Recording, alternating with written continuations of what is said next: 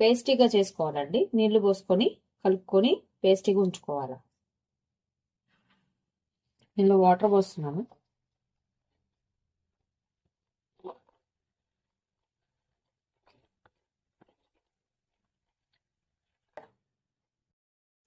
ఇప్పుడు ఇది మనం వాటర్ పోసుకొని కలుపుకుంటున్నాం కదా, దీంట్లో మనం తరుక్కున్న బెండకాయల్ని డీప్ చేసుకొని ఫ్రై చేసుకోవాలండి.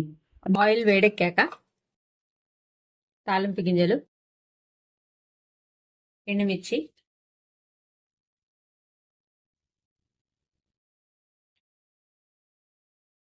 పచ్చిపప్పు, కరివేపాకు,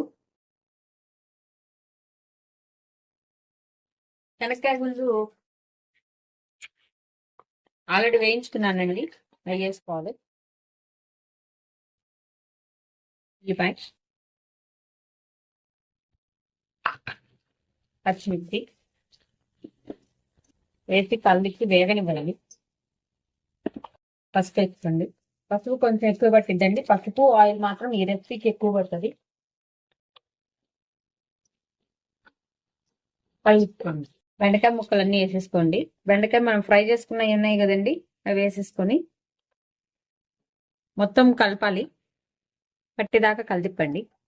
ఉప్పు వేసుకోండి. ఆల్రెడీ దాంట్లో కొంచెం ఉప్పు వేసానండి నేను కార్న్ఫ్లోర్ లో, కాబట్టి కొంచెం వేస్తున్నాను.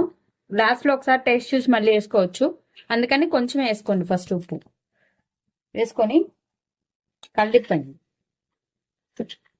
నేను బెండకాయ ముక్కలు డీప్ గా ఫ్రై చేయలేదండి, అందుకని నాకు ఆ కార్న్ఫ్లోర్ అనేది కొంచెం వస్తే చాలు. నేను డీప్ గా అయితే ఫ్రై చేయలేదు. సో నేను ఉప్పు వేసి మగ్గబెడుతున్నా దీన్ని. కర్రీ మనకి మగ్గితేనే బాగుంటుంది.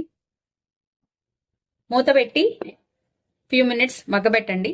అయితే కొంచెం కొంచెం మధ్యలో చూసుకుంటూ ఉండండి. ఆయిల్ అయితే పట్టింది. ఈ కర్రీకి ఆయిల్ అయితే ఎక్కువ పట్టిద్దండి. ఈ ప్రాసెస్ అంతా కూడా మంట సిమ్ లో పెట్టి చేసుకోవాలండి. హై